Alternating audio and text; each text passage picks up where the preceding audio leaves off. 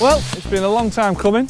There's been plenty of hype, there's been plenty of talk, there's been plenty of coverage in the press, but now we've finally got our hands on Vicon's FastBale to have a full-on proper test drive.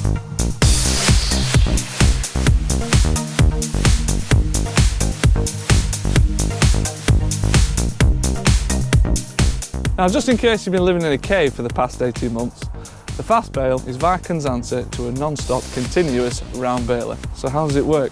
Well, it's simple, but it ain't. It's took a lot of head scratching and a lot of thunking from a lot of boffins.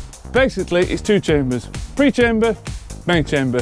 Pre-chamber is 2/3 the size of the main chamber. When baling starts, grass enters, pre-chamber, builds up to 2/3 the size, and when that's full, it spits it into this chamber, which finishes off the bale, then applies the net binding.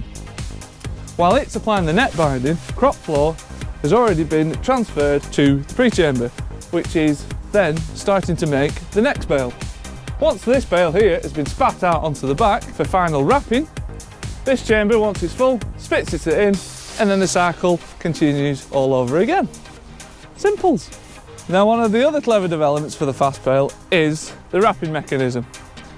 It's mounted on the back of the baler by a parallelogram linkage. When it's in its down low position here, it's ready to receive the bale from the back of the baler. Once the bale has rolled down, triggers this switch, the whole mechanism raises back up again and starts the wrapping process. Once wrapped, it lowers back down again, and then this whole rear frame here, which pivots here, lifts up, gently placing the bale on the ground. So that's enough theory about the FastBale. I think it's definitely time to go and see it in action.